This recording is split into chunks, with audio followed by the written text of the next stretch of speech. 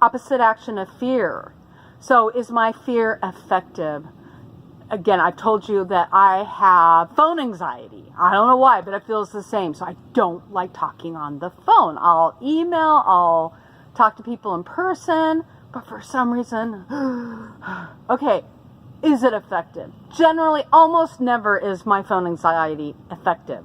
Opposite action is to face your fear. To do opposite. You're scared, you want to avoid. The opposite is to do it. And so I call people, I get it done, I feel so much better. And I realize I'm not in danger. Even if I had a whole, sometimes, oh my gosh, don't you hate calling like a medical place and you're on hold for 2 hours and it does get you angry. But afterwards it's done. If you hang in there, sometimes you have to leave a message. But I can't just avoid it. It makes it worse. I have to face it. And I have to do it. I'm a little nervous in today's society. I'm going to tell you. I'm going to be honest. Often I see people working with their kids on anxiety. And sometimes we need to problem solve with them. If there's a way we can problem solve this anxiety with them, like if they hate school, maybe there's a different school that would be a better place. Or maybe you could homeschool. Problem solving is great. There comes a point, though, where I see too many parents, and maybe I'm on all these anti-anxiety Facebook groups, but they're like, no, don't do that to your child. Just let them play video games all day, or let them, don't worry about it. They'll figure out when they're an adult. No, makes me crazy. The research shows the more that you're gonna shelter them, or they're gonna shelter themselves and not face their fears, the worse they're going to get. That's really bad for our anxiety. So again, problem solve it first. If you can problem solve it and find out why they're anxious and what you can do to resolve that, or you're anxious, problem solve it. But then there comes a point, you got to teach them opposite action. What's your opposite action? You want to avoid.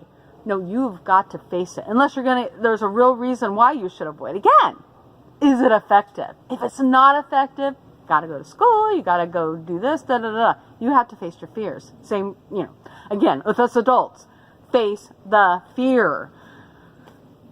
You have your dream job, you're really scared of getting rejected.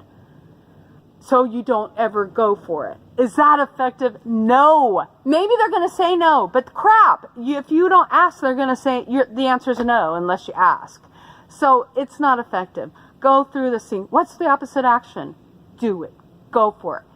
And go ahead and get rejected. I'm going to show another video, but there's a challenge. Oh, I love this challenge. This person went out because they had all this fear of rejection. That's something I have too. And they made a challenge to get rejected every day for 100 days, doing ridiculous things. And what it taught this person is, a lot of times, he just thought he'd be rejected every day. In fact, the game was to get rejected.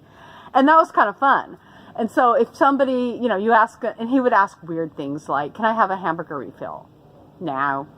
And like, okay. But sometimes he'd ask these weird things and people say, okay. And they do these crazy things. And he's like, whoa. What it taught him was, because he was expecting, he wasn't scared of rejection anymore because that's what he wanted. But then people would say yes. And he's like, hey, he learned not to fear his fear. And he got over that. And then the world could open up. That's something I really struggle with. I've had anxiety and shy. But I've had to learn to blurt myself out there. Like doing this and thinking of real people watching me, that makes me really scared. But if I'm thinking, I'm just, opposite action, take chances and get out of that fear. It's not as scary. If it's effective to be fearful, then do it. But if not, go opposite action all the way.